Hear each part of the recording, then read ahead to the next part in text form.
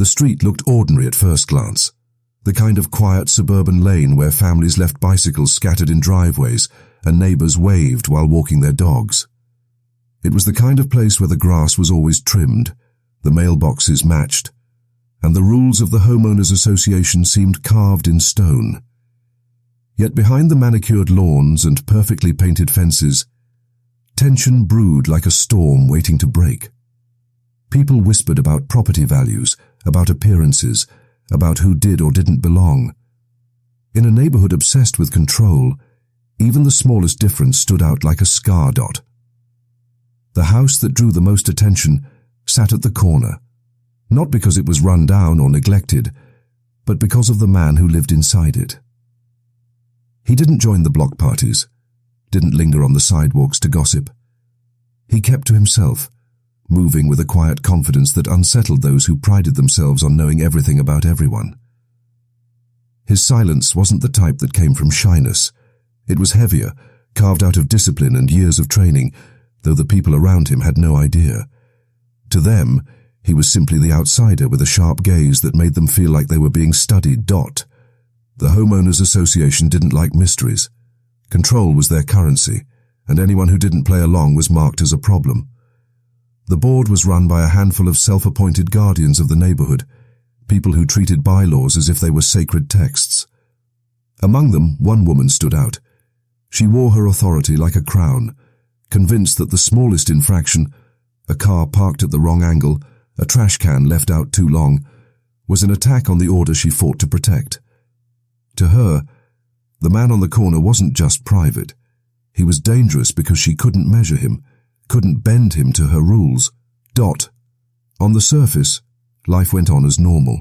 Children played in the cul-de-sac, sprinklers hissed in the evenings, and neighbors trimmed hedges under the sun. But there was a quiet unease, the kind you don't notice until it grows too loud to ignore. Whispers began to spread about the man's past, each rumor more elaborate than the last.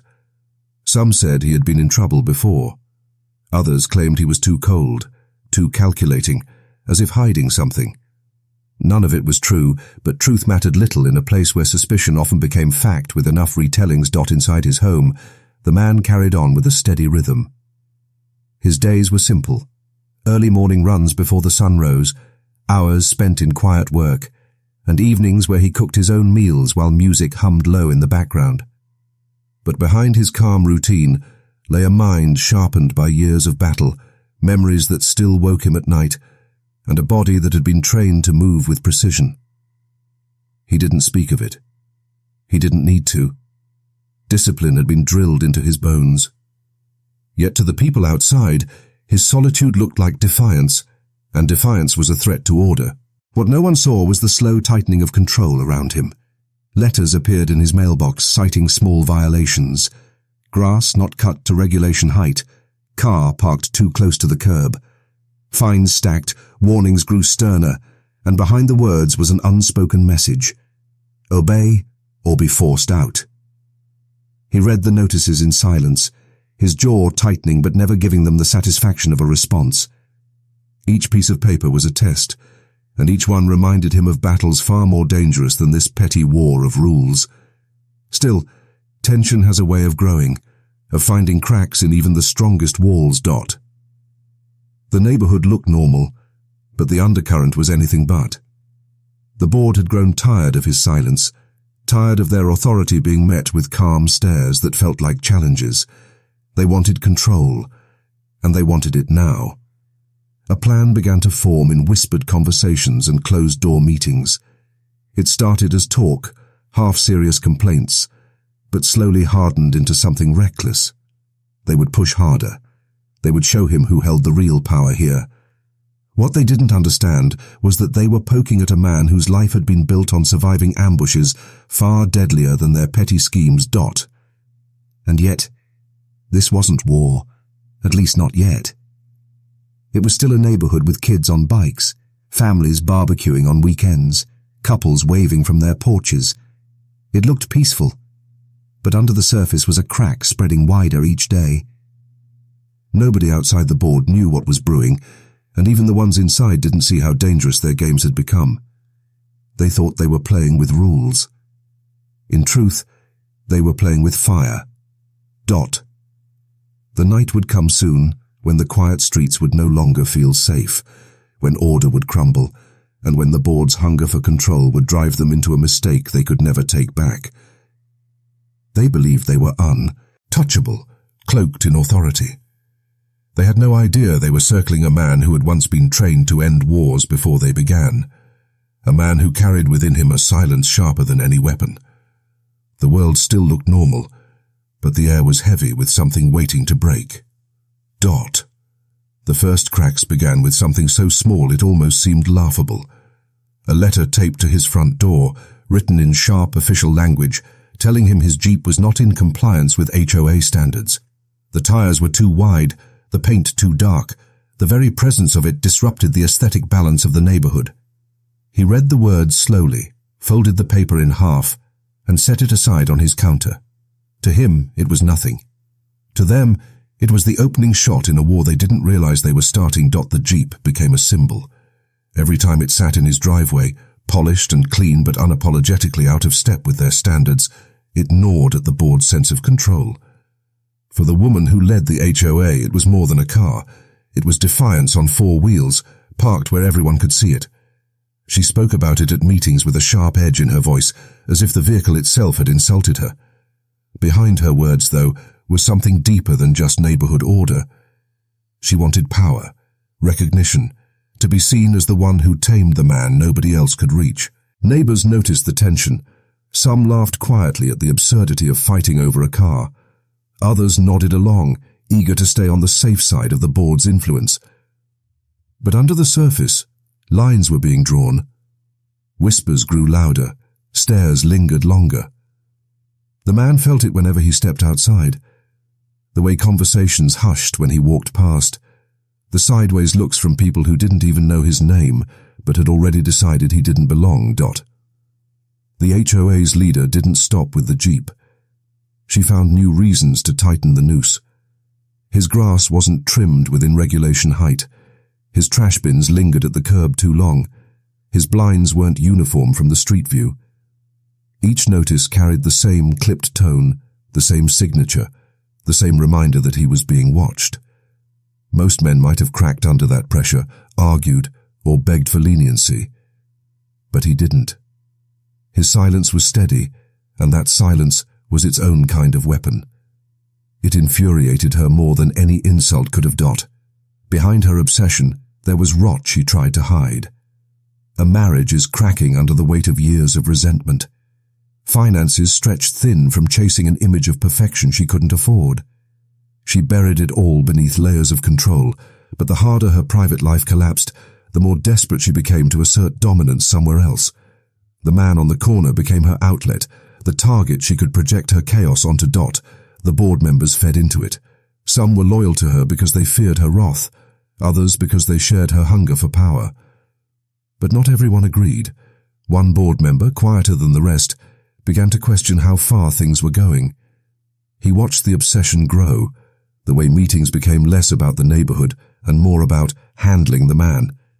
He tried to speak up once, suggesting they let it go, but the glare he received shut him down. He knew what happened to people who stood in her way. Pressure from outside the neighborhood added fuel to the fire. The housing market was shifting, money was tight, and property values were a constant topic of worry. To the HOA, every detail mattered, every small infraction a threat to their fragile sense of order. They convinced themselves that keeping the man in line was about protecting their investments, even though deep down it had turned into something personal.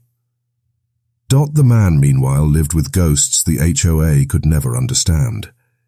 His nights were restless, his dreams haunted by flashes of sand, gunfire, and the faces of men he had once led.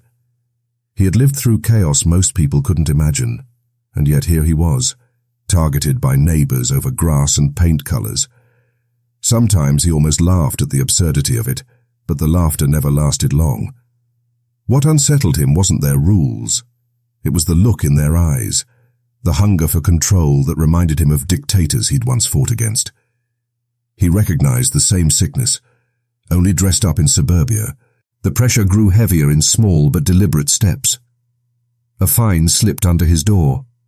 A letter posted in the community newsletter naming him, without naming him, as a resident failing to uphold community standards. Then came the rumors. People said he was violent, that he had been in prison. He had connections that made him dangerous. Lies spread fast, and the more he ignored them, the more they grew. Silence. Once his shield began to turn into isolation. It wasn't just the HOA anymore. Neighbors started keeping their distance, pulling their kids away when he walked past, treating him as though he carried some invisible stain. The weight of it pressed down even on him, though he never showed it. Inside, he wondered if his choice to live quietly, to bury the man he had been, was only making him an easier target. The Navy had taught him to fight back, but life after service had been about restraint, about building a different kind of existence. Yet restraint had its limits, and theirs was a world where patience was mistaken for weakness. Things took a darker turn one night when he returned from a late run. His Jeep had been keyed, deep scratches cutting into the paint. He stood in the driveway, hands on his hips, staring at the damage. He didn't shout, didn't storm into the street. He just looked, his jaw set, then ran his hand slowly along the scarred metal. Someone had crossed a line, and he knew exactly who had pushed them there. That was the first time his calm wavered, not with fear, but with something simmering low in his chest. The HOA leader's obsession reached a fever pitch. She began speaking of him as if he were a criminal hiding in plain sight, a danger that needed to be handled. She painted herself as the protector of the neighborhood, casting him as the villain in every story she told. Her words weren't just about rules anymore. They were about control, of fear, and the image of power she needed to maintain while her own life quietly fell apart. Behind closed doors, a plan began to take shape. Not official, not written down, but whispered and agreed upon in fragments. They couldn't fine him into obedience. They couldn't shame him into leaving. But maybe they could scare him. Maybe they could show him he wasn't untouchable. The idea was reckless, dangerous, and rooted in desperation. But desperation has a way of breeding courage in people who would otherwise be cowards. The man felt the shift. His instincts, sharpened by years of combat, picked up on the glances, the subtle changes in tone, the silence that grew heavier around him. He sensed what was coming, though he didn't yet know how far they would go. His life had taught him one truth: people are most dangerous when they feel powerless. And in this small neighborhood, power was slipping through their fingers. The fragile peace of the community was gone, replaced by tension thick enough to taste. Nights felt longer, quieter, like the world was holding its breath. The board thought they were in control, but control had already slipped from their hands. They had set something in motion, something they couldn't stop, and the man they had chosen to target was no ordinary neighbor. He was a man built for storms, and they had no idea the hurricane they were about to unleash. It began on a night so still that even the crickets seemed to pause. The air was thick, damp from a storm earlier that day, and the streetlights cast pale halos onto the empty road. Inside their homes, most neighbors slept, unaware of the storm brewing among the ones who couldn't let go of control. The HOA board had decided this was the night they would act. They had whispered about it for weeks, their plans stitched together with fear and arrogance, and now they convinced themselves it was the only way to reclaim their power. They didn't come as themselves. That would have been too obvious, too exposed. They came dressed in uniforms they weren't entitled to wear, cheap imitations of police gear bought online, badges that glinted under the streetlight but carried no authority, holsters holding weapons some had never even practiced firing. They moved in a cluster, nerves hidden behind masks of false confidence. In their minds, this was about putting him in his place, teaching him that the rules of the neighborhood were bigger than he was. They told themselves they weren't really going to hurt him, but the truth was, they didn't even know where the line was anymore. Inside his house, the man had been awake. Sleep had become a stranger to him long ago, and tonight was no different. He sat in his living room, a dim lamp on, flipping through a book he hadn't really been reading. His instincts had been prickling all evening, that old familiar feeling of danger he couldn't quite name.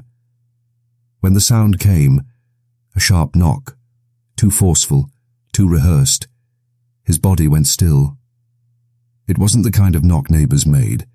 It was the kind of knock that demanded obedience. He rose slowly, his mind already scanning through possibilities. His training whispered to him, "Don't rush. Don't show weakness. Assess." He walked to the door, his bare feet silent against the hardwood floor, and peered through the peephole. What he saw froze him for a moment, not fear, but recognition. The uniforms, the posture, the attempt at authority. They wanted him to believe they were law enforcement, but their movements were sloppy, their formation broken. He had seen real cops, real soldiers. These were imposters. "Open up," one of them barked, voice cracking just enough to betray nerves. He didn't answer. His breathing slowed, his pulse steadying instead of racing. The silence on his end rattled them more than any words could have. Another pounding knock shook the door. This time he heard the edge of panic in their rhythm, like they weren't sure if they wanted him to comply or resist. Inside their group, fear and adrenaline were colliding. The leader of the board, the woman who had pushed this obsession to the breaking point, stood near the front, hidden under the false uniform. Her heart hammered in her chest, but pride and rage kept her standing tall. She told herself she wasn't afraid, that this was justice. But beneath that, a crack widened. What if this went wrong? What if he fought back? She pushed the thought down. She couldn't show weakness now. The man stepped back from the door, every sense on high alert. He didn't need to open it to know how this would play out. They had crossed the line from harassment to threat. He moved silently through his house, his hands steady as he checked his windows, his exits, his environment. It wasn't fear guiding him. It was muscle memory, years of training that told him preparation was survival. The moment broke when they forced the door. The sound of wood splintering shattered the quiet, echoing through the house like a gunshot. They stumbled inside, heavy boots on the floor, weapons raised, voices shouting commands they didn't even know how to give properly. He stood in the hallway, calm in the chaos. For a brief second, time seemed to stop. Their eyes locked on him, calm, unflinching. A man standing barefoot in his own home, unarmed but radiating something they couldn't name. Authority. Power. Danger. In that instant, some of them hesitated. They had expected fear. Instead, they found themselves face to face with a man who looked at them as if they were children playing dress-up with guns. "On the ground!" one shouted, voice breaking. He didn't move. His silence was louder than their threats. That's when everything unraveled. One of the imposters stepped too close, hand shaking on the weapon. The man moved faster than their eyes could follow. In a blur, he disarmed the first, the weapon clattering across the floor. Another lunged, panic overriding sense, and found himself slammed against the wall, breath knocked out of him. The room exploded into chaos. Shouts, scrambling, the sharp thud of fists and bodies hitting the floor. For him, it wasn't rage. It wasn't revenge. It was survival, pure and practiced. His movements were precise, efficient, and controlled. He didn't lash out more than necessary, but each action carried the weight of years of combat training. He neutralized them one by one, leaving them gasping, groaning, and stunned on the floor. But chaos breeds mistakes. In the frenzy, one of the imposters panicked and pulled the trigger. The crack of the gunshot shattered the room. The bullet tore into the wall, splinters flying, and the sound froze everyone for a heartbeat. The woman at the front felt her stomach drop, realization slamming into her chest. This wasn't a game anymore. This wasn't control. This was real. and it was spiraling beyond anything she had imagined. Her mask of authority crumbled in that instant. Fear flooded in. She saw the man turn toward her, eyes sharp, controlled, yet burning with something that made her knees weak. She had thought she was the predator, but now she knew, too late, that she had been the prey all along. The man didn't speak. He didn't need to. His silence said everything. One by one, he forced them out, their weapons stripped, their pride shattered. The adrenaline still roared in their veins, but the fight was gone. They stumbled into the night, retreating under the dim glow of the streetlights, their false badges glinting uselessly. The aftermath inside the house was heavy with silence. The front door hung broken, wood splintered and jagged. The smell of gunpowder lingered in the air. He stood in the middle of it, chest rising and falling slowly, the calm returning but never fully settling. He looked around at the wreckage of what had once been his quiet home, and for the first time, he let himself feel the weight of what had just happened. He hadn't wanted this. He had tried to live quietly, to leave the battles behind. But the war had come to him anyway, dressed in fake uniforms and petty pride. Outside, the imposters stumbled toward their cars, panic overtaking pride. Some muttered excuses, others cursed, but none could erase what had just happened. They had crossed a line they could never uncross, and deep down they knew it. The neighborhood they claimed to control would never look at them the same way again. The woman who had led them all felt it worst of all. Her hands trembled as she gripped the wheel, her mind replaying the look in his eyes. She had wanted control, power, recognition. Instead, she had unleashed something she couldn't contain. Shame and fear clawed at her chest, but pride whispered still, refusing to admit defeat. She told herself they could spin this, cover it up, make him the villain. But deep down, a sickening truth settled in. She had lost The man locked his door, or what was left of it, and sat back in his chair. His hands were steady, but his thoughts weren't. He wondered how far they would go next, how desperate they would become now that fear had replaced arrogance. And for the first time since moving into this neighborhood, he knew peace was gone. What had unfolded tonight was only the beginning. The street that once felt untouched by conflict no longer carried the same calm. The shattered door, the gunshot lodged in the wall, and the whispers of what had happened spread like cracks through the neighborhood. By morning, the story had already left the cul-de-sac. People spoke in low voices, their words weaving into rumors that traveled faster than the truth ever could.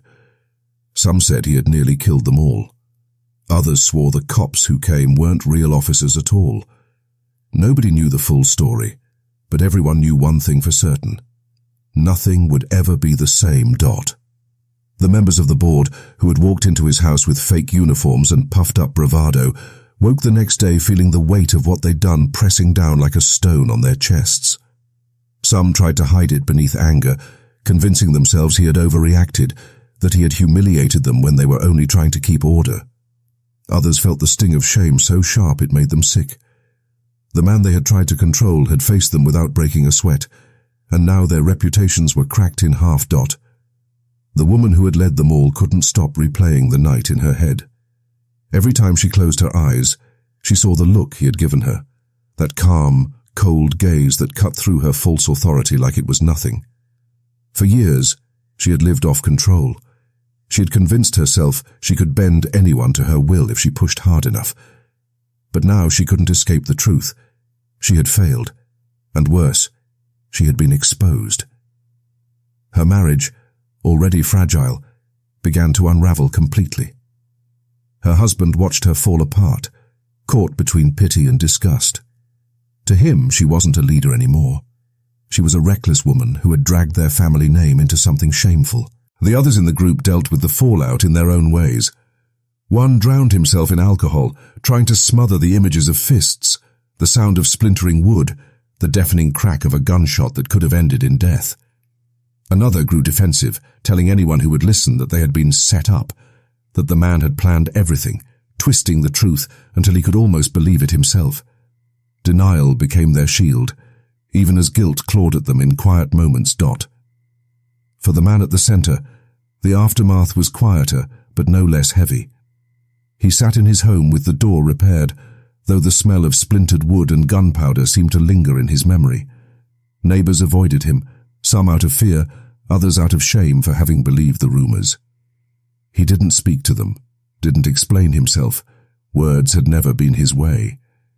But behind his silence the nights grew longer. The Navy had trained him for war zones, not for the quiet cruelty of people who attacked under the guise of rules.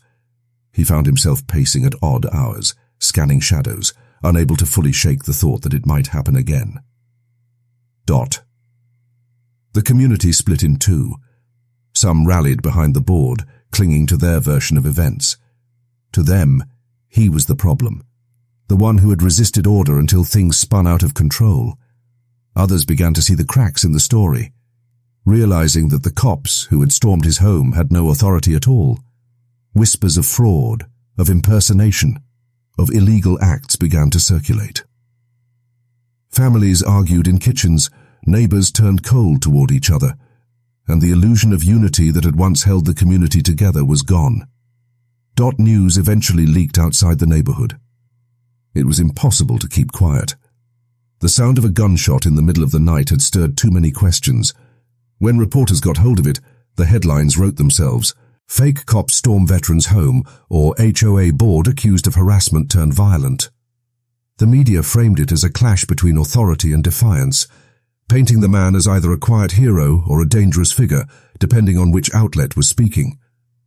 His past as a Navy SEAL surfaced, not because he wanted it to, but because people dug into his history looking for answers.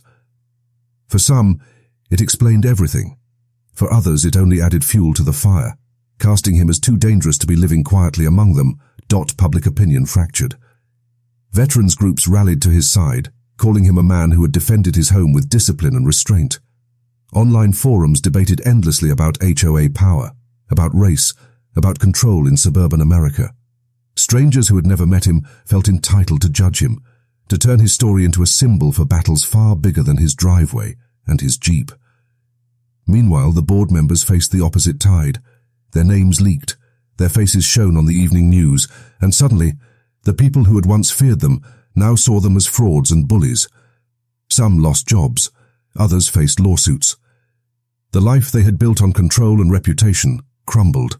The emotional toll was brutal. The woman who had once ruled the HOA with iron certainty now found herself an outcast. Neighbors who used to nod politely at her now crossed the street. She couldn't walk into a grocery store without hearing whispers, without feeling eyes on her. What had once been pride curdled into bitterness, then into quiet despair. Her nights were restless, her days hollow. Control, the one thing she had lived for, had slipped away, and in its place was a silence she couldn't endure. The man, too, carried scars. He didn't gloat in their downfall. He didn't seek revenge. But the trust he had once tried to build in civilian life was shattered. He had chosen this neighborhood for peace, for quiet, for a life that would let him forget what he had been trained to do. Now he understood that peace was fragile, that even in the safest-looking places, people could turn dangerous when fear and pride took root. He kept to himself even more than before, not because he was hiding, but because he no longer had the energy to pretend that normalcy was possible. Friends from his past reached out when they saw his story in the news. Old comrades called, some offering support, others reminding him he wasn't alone. But he didn't answer most of the calls. He didn't know how to explain the kind of battle he had just fought, one where the enemy wasn't soldiers but neighbors who had smiled at him weeks earlier. The ripple effects reached beyond the cul-de-sac. The case sparked debates about HOA power, about the dangers of authority abused in small ways until it grew monstrous. Lawyers stepped in, lawsuits began, and the board found themselves facing criminal charges for impersonating law enforcement and breaking into a private home. Some pleaded ignorance, some begged for mercy, but the law didn't bend as easily as their neighbors once had. The weight of their actions caught it up to them, and no excuse could wash away the truth. The neighborhood itself never recovered. Families moved out, unwilling to stay in a place so tainted by conflict. The ones who stayed lived with unease, doors locked tighter at night, trust replaced with suspicion. Block parties stopped, sidewalks emptied, and the sense of community that had once been their pride was gone. In the end, the crime had done more than damage reputations. It had broken the illusion of safety, exposing what lay beneath the perfect lawns and neat fences. Power, pride, fear. They had turned neighbors into enemies, rules into weapons, and a man's quiet life into another kind of battlefield. And though the night slowly returned to silence, it wasn't the silence of peace. It was the silence of something lost, something that could never be rebuilt the way it once was. The court proceedings stretched for months, peeling back every layer of what had happened on that quiet street. Each board member stood in front of judges and attorneys, their polished images stripped away under the weight of evidence. The fake uniforms, the weapons, the break-in. It was all laid bare for the public to see. Some pleaded guilty, hoping for leniency. Others fought to the end, insisting they had only meant to enforce order, not to harm. But no argument could erase the reality. They had crossed a line no neighborhood dispute should ever approach. The woman who had orchestrated it all faced the harshest judgment.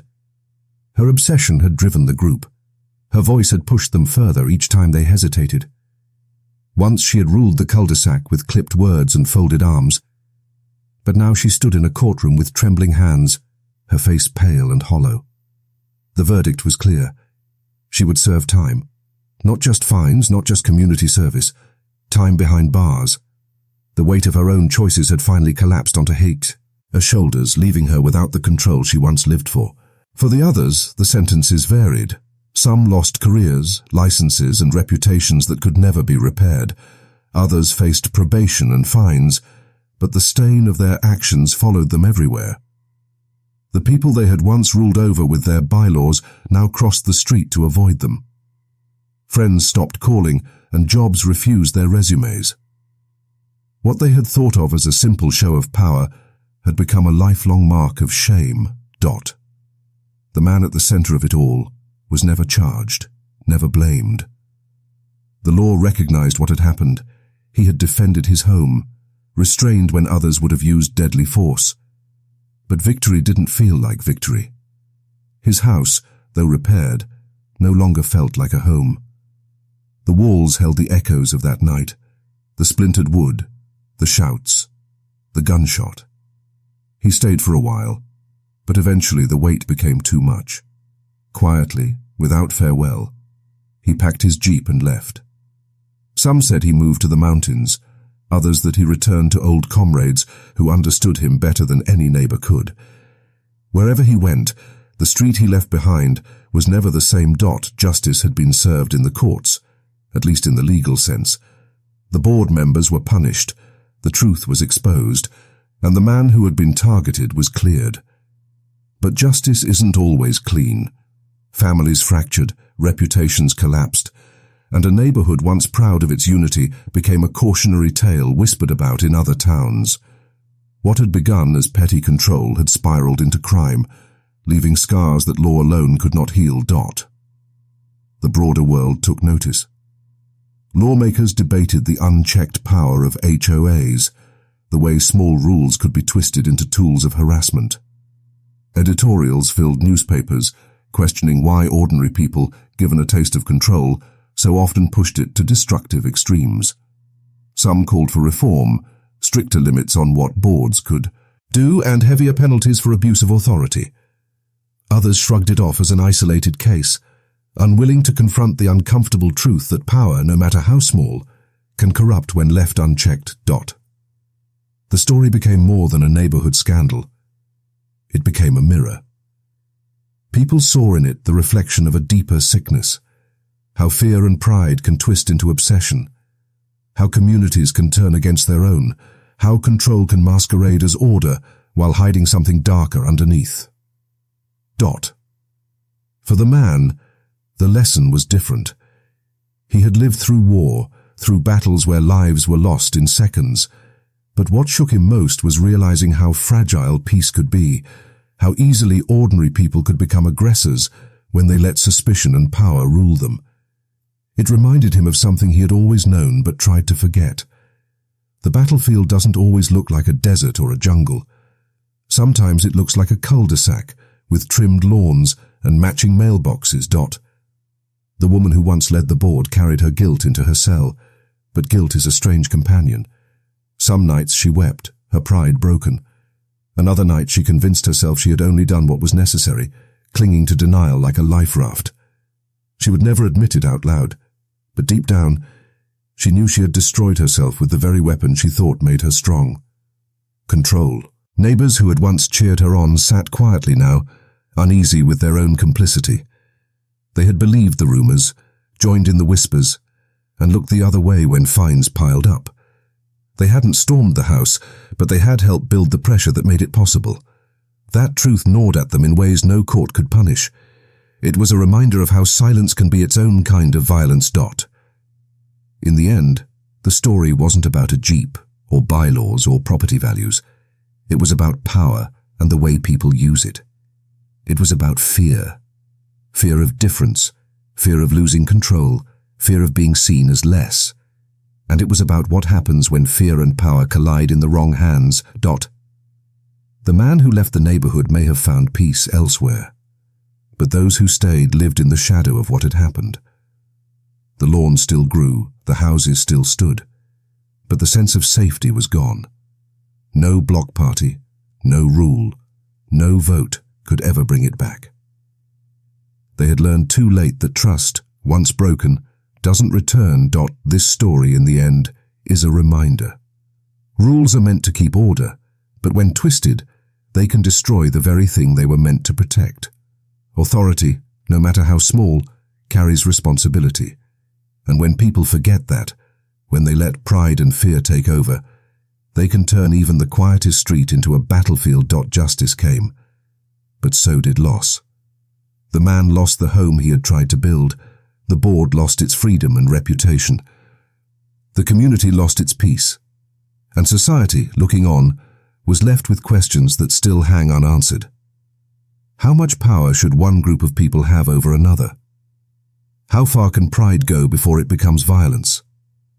And why, time and again, do ordinary people prove that the most dangerous weapon they can wield isn't a gun or a badge, but the belief that they are untouchable? In the silence after the storm, those questions linger. They are the true conclusion, the echo that remains long after the crime is over.